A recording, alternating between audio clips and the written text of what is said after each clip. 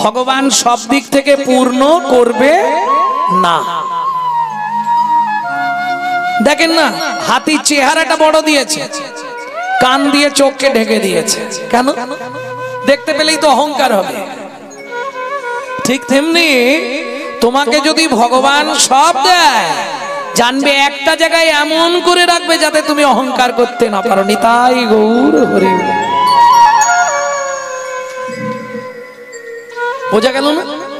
তারপরেও যদি অহংকার করো, মরলে আর রাস্তা নেই।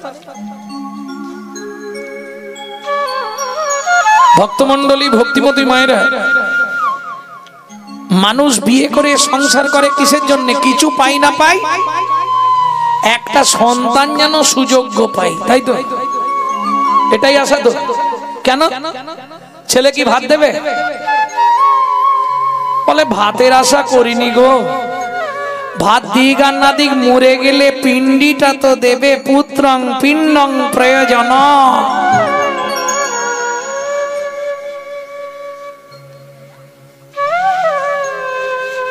ভক্তমণ্ডলী, ভক্তিমতী মায়েরা, আমি বলছি না আপনি মন্দিরে গিয়ে হত্যা দিয়ে দিন, দরকার নেই। বর্তমান কলিযুগ, আত্মগুরু বন্দী মাতা পিতার চরণ। এই প্রসঙ্গে একটা গান আপনাদের শোনাই।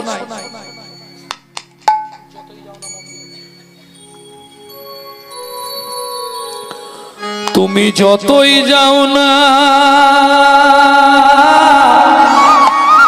মন্দিরেতে, যতই করো গঙ্গা স্নান, বাবা মাকে না বাসলে ভালো খুশি হয় না ভগবান। বাবা মাকে না বাসলে ভালো খুশি হয় না ভগবান।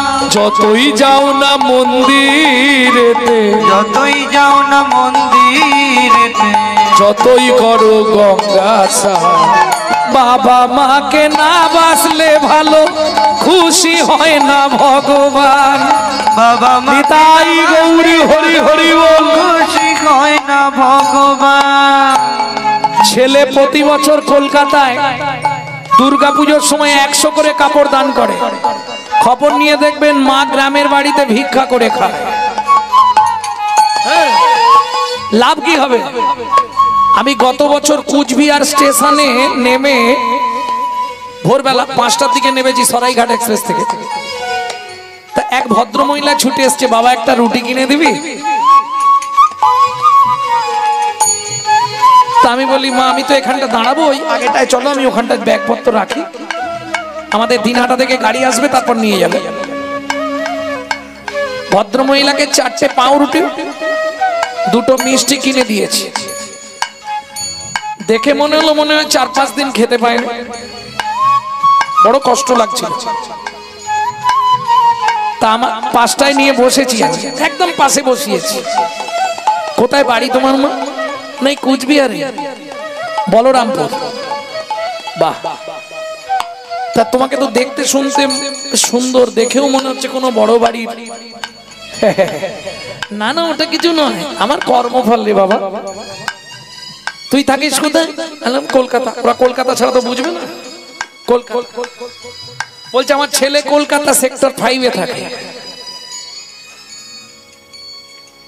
বাহ,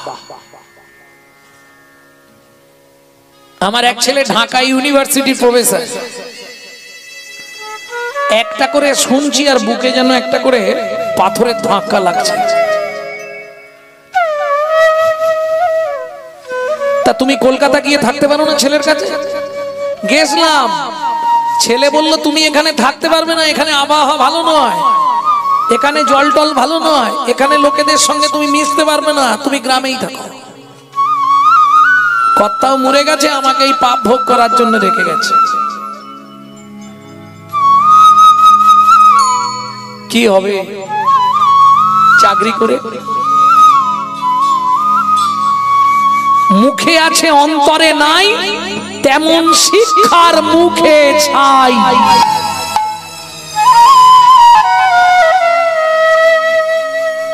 বাড়িতে বাবা মাকে ভাত দেবো না, মন্দিরে গিয়ে ভগবান দেখা দাও, ভগবান দেখা দাও, ভগবান দেখা দাও, কি লাভ হবে? কোনো লাভ নেই। সংসার মাঝারে আকারও সাকারে মাতা পিতা তব দেব দেবী, মাতা পিতা ধন চিহ্ন না যে জন, সে কেন বলো ভাবে জনম ধরি। কোন দেবতার পুজো করার দরকার নেই। যতই যাও না মন্দিরেতে, যতই যাও না মন্দিরেতে, যতই করো গঙ্গা স্নান, বাবা মাকে না বাসলে ভালো খুশি হয় না ভগবান। বাবা মাকে না বাসলে ভালো খুশি হয় না ভগবান।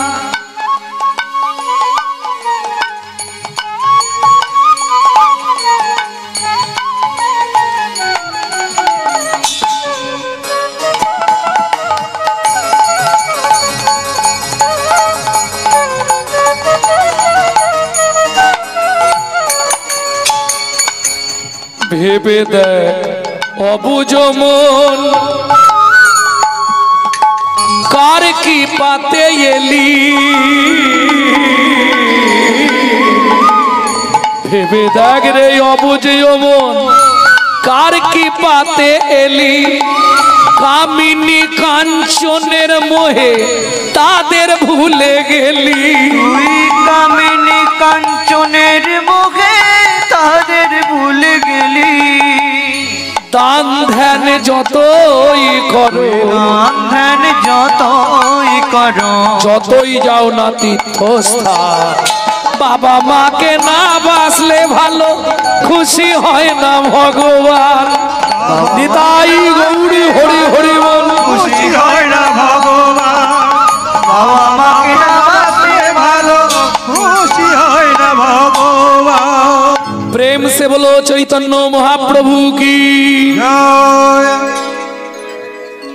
ভক্তমণ্ডলী ভক্তিমতী মায়েরা, রাজা চন্দ্রকান্তের স্ত্রী ছিল খুব ভক্তিমতী। কারণ বলাই আছে কলিতে কিন্তু পুরুষদের ভক্তি কমে যাবে, কিছু মনে করবেন না। কলিযুগে পুরুষদের ভক্তি কমবে, কল্কি পুরাণে বলা আছে, এবং নারীরা ভক্তির পথটাকে আঁকড়ে ধরবে। এরাই একমাত্র ধর্মকে বাঁচাবে। বর্তমানে দেখবেন বেশিরভাগ জায়গায় সব এখন মহিলা কমিটিরা পুজো করছে। আপনাদের ওদিকে হয়েছে কিনা জানিনি, আমাদের ওদিকে অনেক কমিটি হয়ে গেছে মহিলা। মহিলারা হরি নামের দল করেছে পাড়ায় পাড়ায়। হ্যাঁ, যদিও এটা বেশ কিছুদিন আগে থেকেই চলে আসছে। ছেলেরা তো শুধু চাঁদা টাঁদা গুলো কেটে যায়, নালে পূজার যা ব্যবস্থা সব মহিলারাই করছে, তাই তো? ধর্মটাকে ওরাই ধরবে। পুরুষের ভক্তি কমে যাবে, নারীর ভক্তি তীব্র হবে। কল্কি পুরাণ বলছে কলিযুগে। ভক্তমণ্ডলী ভক্তিমতী মায়েরা, খুব ভক্তিমতী মা ছিলেন হেমকান্তা দেবী। কিন্তু ওই যে বললাম ভগবান সব দিয়েছে, একটা বস্তু কৃপা করলেন না। রাজা মনের দুঃখে একদিন রাত্রিতে বলছে, হেমকান্তা কি আমার এত সম্পত্তি কে ভোগ করবে বলো তো? একটা কাজ করলে হয়নি কি? আমার রাজ্যে যত গরিব প্রজা আছে এদেরকে ডেকে সব ভাগ করে করে দিয়ে দাও সম্পত্তি, তাহলে আমার রাজ্যে কেউ গরিব থাকবে না। শুধু তাই নয়, শোনো, আমরা মরে গেলে সৎকারটা এরাই করবে, অতএব এরাই আমাদের সন্তানের মতো। কারণ তুমিও মহাপাপী আর আমিও মহাপাপী। ঘাড় নাড়লে হবে না। মহাপাপ না থাকলে সন্তান সন্ততি হতো, নিশ্চয়ই কোন জন্মের মহাপাপ আছে। আপনি বলবেন বিশ্বাস করুন গৌরাঙ্গদা, আমি জীবনে কোনো পাপ করিনি। এ জন্মে করনি, আগের জন্মে করেছো। গঙ্গাপুত্র ভীষ্ম মহাভারতে কোথাও দেখাতে পারবেন কোন পাপ কাজ করেছিল? তাহলে আমি কীর্তন ছেড়ে দেবো। যদি মহাভারতের একটা পয়েন্ট দেখাতে পারেন যে গঙ্গাপুত্র ভীষ্ম কোনো পাপ করেছিল, আমি কীর্তন ছেড়ে দেবো। তাহলে তার কেন 54 দিন সরসজ্জা হলো?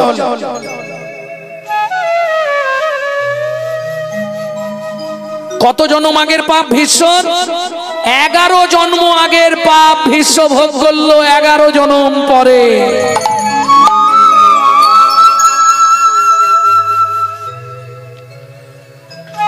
ভক্তমণ্ডলী, ভক্তিমতী মায়েরা, এটা তো আপনাদের মনে বলেছিলাম জীবনে কোন পাপ করলে সন্তানের মা হওয়া যায় না, মনে আছে? ওটা মাথায় রেখে দেবেন, ওই পাপগুলো অন্তত জীবনে করবেন না।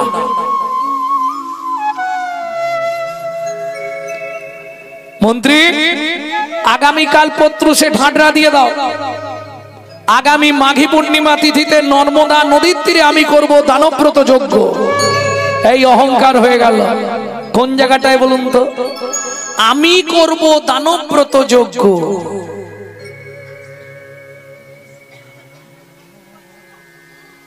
এই আমিটা চলবে না। কেন? রামকৃষ্ণ কথামৃতের 3য় খণ্ডে বলা আছে আমি হচ্ছে 2 প্রকার, একটা কাঁচা আমি, একটা পাকা আমি। ও দাদা, এই বাড়িটা আপনার? না না, আমার নয়, তিনি দিয়েছে আমাকে, আমি ভাড়া বাড়িতে আছি, ভোগ করছি, সময় হলে আবার চলে যাব। তাই বলি আমরা, বাড়িটা দেখ, এটা আমি করেছি, দেখেছিস?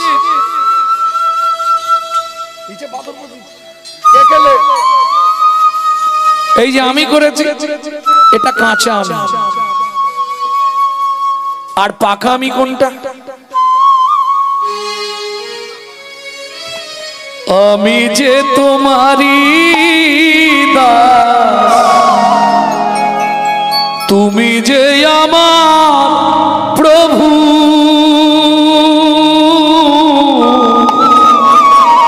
এ কথাটি কোনো দিন জীবনের কোনো দিন ভুলে না যাই কভু, ভুলে না যাই কভু।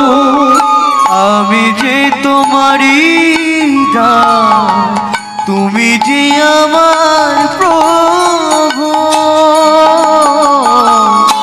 এ কথাটি কোনো দিন জীবনের কোনো দিন ভুলে না যাই কভু, ভুলে না যাই কভু। ভুল করে যদি ভুলে যাই, কেসে ধরে টেনে নিয়ে দিও একটু ঠাই, দয়াল দিও একটু ঠাই। ভুল করে যদি ভুলে যাই, কেসে ধরে টেনে নিয়ে দিও একটু ঠাই, ঠাকুর দিও একটু ঠাই। আমি যে তোমারি দাস, তুমি যে আমার প্রভু, এ কথাটি কোনো দিন জীবনের কোনো দিন ভুলে না যাই কভু, ভুলে না যাই কভু। মন্ত্রী মহারাজ প্রত্যুষে ঢাঁডরা দিয়ে দাও। মন্ত্রী ঢাঁডরা দিয়ে দিল। আগামী মাঘী পূর্ণিমা তিথিতে রাজা চন্দ্রকান্ত সঙ্গে হেমকান্তা স্ত্রীকে নিয়ে নর্মদা নদীর তীরে করবে দানব্রত যজ্ঞ। এই যজ্ঞে যে যা চাইবে তাকে তাই দেওয়া হবে।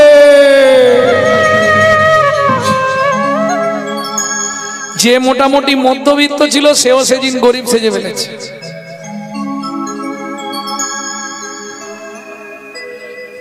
কেন? ও মা, বর্তমান সমাজ তো যার 3 তলা তার বিপিএল, যার 20 ঘর তার এপিএল নয়? মিথ্যে বলছি? হাসির কথা শুনবেন, আমি জীবনে অ্যাপ্লাই করিনি, মাসখানেক আগে আমার নামে ঘর চলে এসেছে। আমাকে বলছে আপনার আধার কার্ড আর ফটো সব জমা দেবেন। কেন? আপনার ঘর এসেছে। আমি তো জীবনে জানাইনি, আর আমার তো মহাপ্রভুর ইচ্ছে অনেক আছে, আমার তো দরকার নেই। কেন শুনবে? ঠিক আছে, নিতে হবে না, আপনি এই ফর্মটায় সই করে দিন। আমি দেখলাম সই করলে তো বিপদ, ওরা বলবে আমি নিয়েছি, মাল সব এদিক ওদিক করবে। তাহলে এক কাজ করুন, আমার দরকার নেই, আমার পাড়ার একজনকে দেওয়া যাবে। বলছে হবে, ওটা একটু একটু এদিক ওদিক হবে আর কি। বোঝা গেল? তাহলে যার তিনতলা বাড়ি তার বিপিএল, যার একতলা তার এপিএল, বর্তমান সমাজ। যাই হোক, আমি ওটা বোঝাতে চাইছি না, বোঝাতে চাইছি এটাই, সেদিন যে মধ্যবিত্ত সেও একটু মোটামুটি ময়লা টয়লা জামা কাপড় পরে নিয়েছে। ভক্তমন্ডলী, ভক্তিমতী মায়েরা, এইবার চলুন মাঘী পূর্ণিমার দিন রাজা হেমকান্তাকে নিয়ে রাজা চন্দ্রকান্ত বসলেন সিংহাসনে। মন্ত্রী, সব সাজিয়েছো, কি কি এনেছো?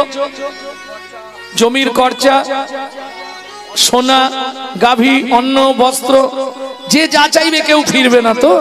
বেশ। মহাদাতা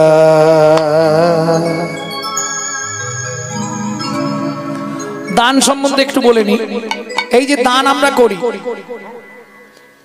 দান হচ্ছে তিন প্রকারের: সাত্ত্বিক দান, রাজসিক দান, তামসিক দান।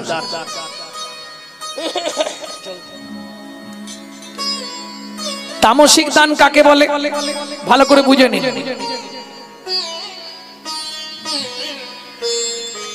তামসিক দানটা হলো, আমি 10,000 টাকা দিচ্ছি, কিন্তু রামকে কমিটি থেকে বাদ দিয়ে দিতে হবে। মানে আমি টাকা দিয়ে আর একজনের মনে কষ্ট দিলাম। বোঝা গেল না? এটা তামসিক দান। রাজসিক দান, 20 দিয়েছি, আরো 20-30 যা লাগবে বলবি, আমি দিয়ে দেবো, কিন্তু মন্দিরে ঢোকার মুখে সামনেই যেন বড় করে আমার নামটা লেখা থাকে। এটা রাজসিক দান। সাত্ত্বিক দান,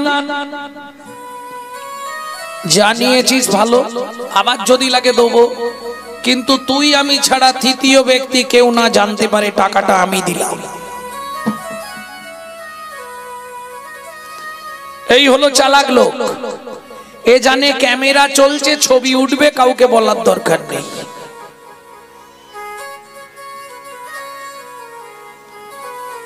বোঝা গেল? এটাকে বলে সাত্ত্বিক দান। এই দান হচ্ছে সর্বোত্তম দান। যিনি দান করেন তিনি দাতা, যিনি দান গ্রহণ করেন তিনি হলেন দানী। উল্টে গেল না? মনে হচ্ছে না? তোমাদের এদিকে বাবা মা শ্রাদ্ধ হলে অগ্রদানী আছে? আছে এদিকে অগ্রদানী, ব্রাহ্মণ নয়, আচার্য, অগ্রদানী। ও কি করে? দান দেয় না নেয়? তাহলে দানী মানে বোঝা গেল, যে দান নেয় সে হলো দানী, আর যে দান করে সে হলো দাতা। চলুন, যে যা চাইছে তাকে তাই দিচ্ছে। মহাদাতা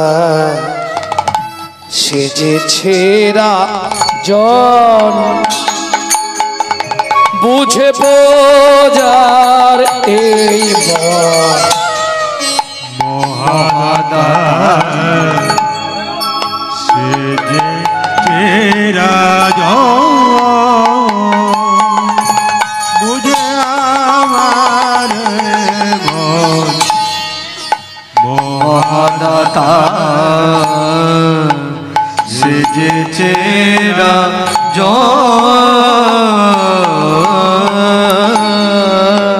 রজত কান চনমণি অন্ন বস্ত্র গাভী ভূমি। রজত কান চনমণি অন্ন বস্ত্র গাভী ভূমি, যে যাহা চায় তারে তাদের, যে যাহা চায় তারে তারে সব করিছে দান মহাদাতা সেজেছে রাজন বুঝে পূজারে মন মহাদাতা সেজেছে রাজন বুঝে প্রজারি মন মহাদাতা সেজেছে বলো শ্যামলাল কি নেবে? হ্যাঁ সোনা দানা। মন্ত্রী ওকে এক বস্তা সোনা দাও। তোমার কি চাই? আমার ভাড়া ঘর করে দাও, আমি খাবো। বেশ, ও খাবার জমিয়ে রাখবে। তুমি কি নেবে? বস্ত্র। ওকে এক গাড়ি বস্ত্র দিয়ে দাও। তোমার কি লাগবে? একটা ঘর করে দিতে হবে। ঠিক আছে, একে দোতলা বাড়ি করে দাও পাথর দিয়ে। তাহলে অ্যাসবেস্টসের চাল, তাতেই খুশি? মন্ত্রী দিয়ে দাও যা চাইছে। যে যা চাইছে তাকে তাই দিচ্ছে। তুমি কি নেবে? আমার 10 বিঘা জমি দিন আর ওই দুটো হালের গরু। বুড়োর আশা দেখো, বুড়ো বয়সে হাল করে খাবে। 10 বিঘা জমি আর দুটো হালের গরু। মন্ত্রী খুব চালাক। মন্ত্রী বলে চলো জমির ধারে, যে জমিটা পছন্দ যতটা দরকার আমি দিয়ে দেবো, চলো। রাজার কথা মতো মন্ত্রী নিয়ে গেল জমির ধারে। মন্ত্রী ঘোড়ার পিঠে বসেছে, হাতে একটা শুলো দিয়েছে বাঁশ। যতটা নেবে সেখানে গিয়ে এটা পুঁতে দিয়ে সোজাও। এ তো ছুটছে, জমি দেখে খুব পছন্দ। মন্ত্রী আওয়াজ দিচ্ছে 10 বিঘে হয়ে গেল, 20 বিঘে হয়ে গেল, 30 বিঘে হয়ে গেল। 35 বিঘের মাথায় গিয়ে পাটি মুখ থুবড়ে পড়েছে। মন্ত্রী ঘোড়ার পিঠ থেকে নেমেছে। কি হলো ও ভাই? আরে কি হলো? জমি নেবে যে? আজ জমি নেবে। হরিবল হয়ে গেছে। মন্ত্রী ফিরে এলো। রাজা জিজ্ঞেস করলেন, মন্ত্রী জমি দিয়েছো? বললে মহারাজ ইচ্ছা ছিল 35 বিঘে, নিল মাত্র 3.5 হাত। পরের জায়গা পরের জমি ঘর বানাইয়া আমি রই, আমি তো এই জমির মালিক নই। ও দয়াল রে, আমি তো এই জমির মালিক না। নিতাই গৌরে হরি হরি বল। জমির মালিক না। পরের জায়গা পরের জমি ঘর বানাইয়া আমি রই, আমি তো এই জমির মালিক না। ও দয়াল রে, আমি তো এই জমির মালিক না। প্রথম যেদিন ভবে এলাম ও দয়াল রে,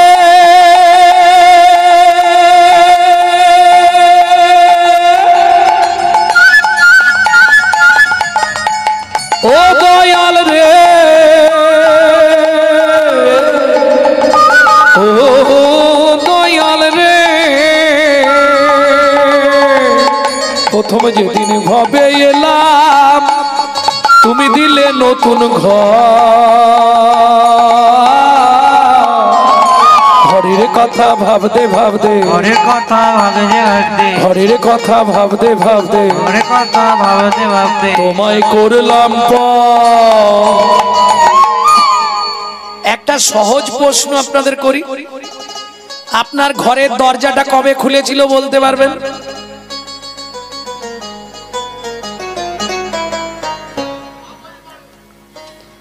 মা মা পাশে নেই? একবার জেনে বলো না, জেনে বলো। যদি বলতে পারে আমি কীর্তন ছাড়বো আজ থেকে। ও মা, তোমার কি জন্মের পর চোখ ফুটেছিল? আস্তে, জন্মের পর চোখ খুলেছিল? মায়ের পেটে থাকাকালীন যেদিন ঘরের দরজা খোলে সেদিন থেকে লাথি মারা শুরু হয় বেরোবার জন্য।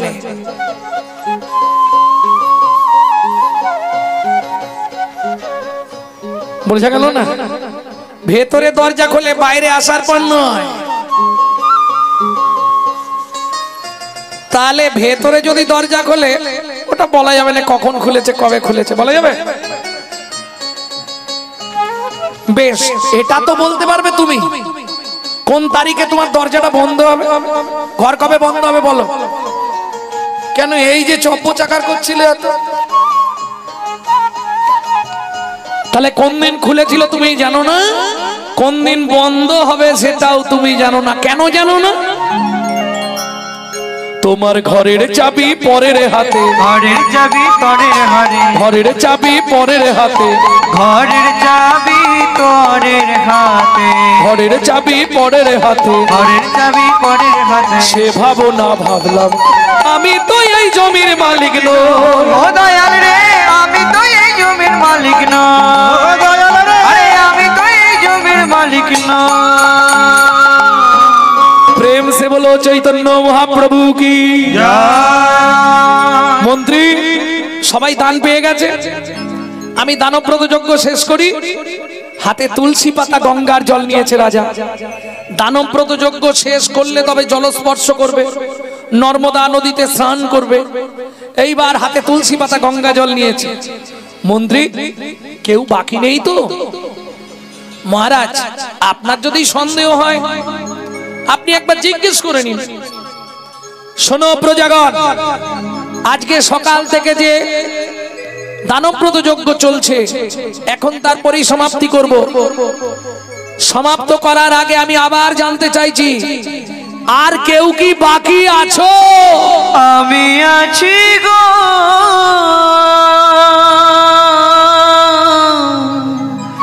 আমি মন্ত্রী আছি গো। কে বলছে আমি আছি? আমি এখনো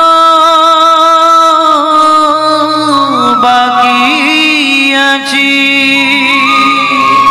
বাকি আছি, বাকি আছি। বাকি আছি। কোথায় তুমি? আসছি মহারাজ, অপেক্ষা করুন। কই কেউ তো নেই। মন্ত্রী কে বলছে বাকি আছে? হেন কালে নারদ ঋষি দাঁড়ালো সম্মুখে আসি, হেন কালে নারদ ঋষি দাঁড়ালো সম্মুখে আসি, কহিলেন মধুর বচন, কহিলেন মধুর বচন, কহিলেন মধুর বচন, কহিলেন মধুর বচন। রাজা আমি এখনো বাকি আছি, আমি এখনো বাকি ও আছি, রাজা আমি এখনো বাকি আছি। আমি এখনো বাকি আছি। তুমি আমায় দান করো রাজা, আমি এখনো বাকি আছি। আমায় দান করো রাজা, তোমার দান গ্রহণের অভিলাষী। আমায় দান হরি হরি হরি বল। গ্রহণের অভিলাষী, আমায় দান করো রাজা, আমি এখনো বাকি আছি, আমি এখনো বাকি আছি। দুর্ভাগ্য 80 মণ দুধে 1 ফোঁটা গোচনা পড়ে গেল। কিরকম? নারদকে দেখেই রাজা ক্রোধে অগ্নি প্রজ্বলিত। দূর হয়ে যা সম্মুখ থেকে পেশনির কুমার, বেশনির কুমার, রাজা চন্দ্রকান্তে দান মাগো, কি সাধ্য তোমার? কি সাধ্য তোমার? মন্ত্রী মহারাজ একে ঘাড় ধাক্কা দিয়ে বার করে দাও। কেন? অপরাধ কোথায়? ভগবান নারদকে পাঠালেন একবারে দুস্থ সেজে যাও, ভিখারির বেশ ধরে। কিন্তু রাজা চিনে ফেলেছে নারদ দাসীর পুত্র, যার জনমের করমের ঠিক নাই, তাকে রাজা চন্দ্রকান্ত দান দেয় না। শুনুন মহারাজ, আপনার মন্ত্রী ঢাঁটরা দিয়েছিল বলে আমি এসেছি, না হলে আমি আসতাম না। দেবেন না ভালো মুখে বলে দিন, ওই রকম করে বলছেন কেন? কি তুমি আমায় শিক্ষা দিচ্ছ? রাজা চন্দ্রকান্ত কারো কাছে শিক্ষা নেয় না। এত অহংকার আপনার রাজা? শুনে রাখুন, আমি বৈষ্ণব, আমি আপনাকে বলে রাখছি, আগত জন্মে আপনাকে চণ্ডালের ঘরে জন্ম নিতে হবে। ওই যে বললাম নারী পারে বাঁচাতে, আর নারী পারে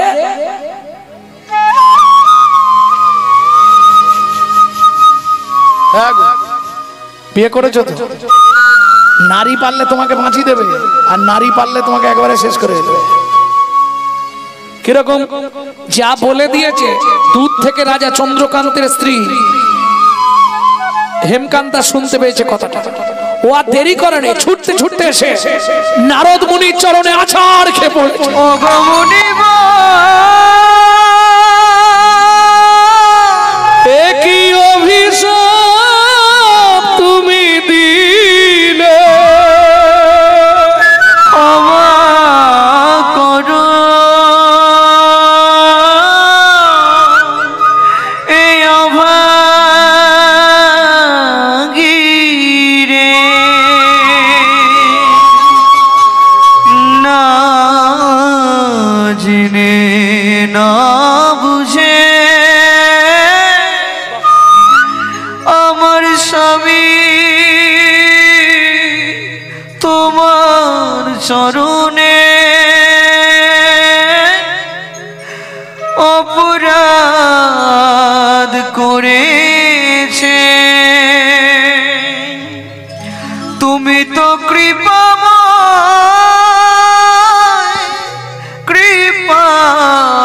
করো এ অপরাধ ক্ষমা করো। পা ছাড়ো মা, পা ছাড়ো, আরে পা ছাড়ো মা। না মুনিবর, আমার স্বামী অন্যায় করেছে, তাকে আপনি তো পরম বৈষ্ণব, ক্ষমাই তো আপনার পরম ধর্ম। হবে না, মুখ থেকে যা বেরিয়ে গেছে তা ফেরাবার না। চন্ডালের ঘরে জন্ম নিতে হবে, তাহলে আশীর্বাদ করুন আমিও যাব, তা যেও, কিন্তু যেতে হবে। মুনিবর, জীবনে কোন পাপের কারণে আজ পর্যন্ত একটা সন্তানের মুখে মা ডাক শুনতে পাইনি? ঘৃণিত কুলে চন্ডালের ঘরে জন্মগ্রহণ করব, তাতে কোনো কষ্ট নেই মুনিবর, শুধু একটা আশীর্বাদ আমাকে ফলস্বরূপ আপনি দিন। বলো মা, কি দিতে হবে তোমাকে? তোমার স্বামী অন্যায় করেছে, তুমি তো অন্যায় করোনি, কি দিতে হবে? কি পেলে তুমি খুশি হবে বলো? আমি ঘৃণিত কুলে চন্ডালের ঘরে জন্মাবো, তাতে কোনো কষ্ট নেই।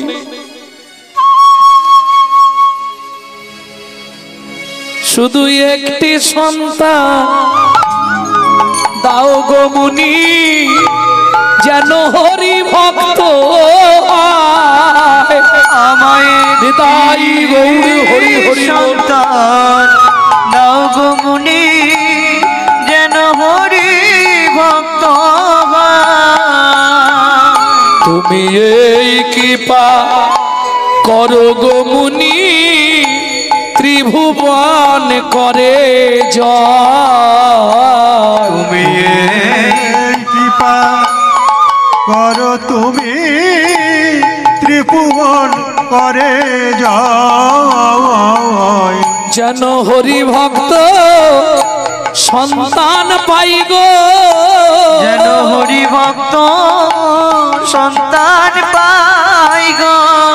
হয়ে যাবে, সেটা আমি তোমায় দেবো, কিন্তু ঘৃণিত কুলে চন্ডালের ঘরে জন্ম নিতে হবে তোমার।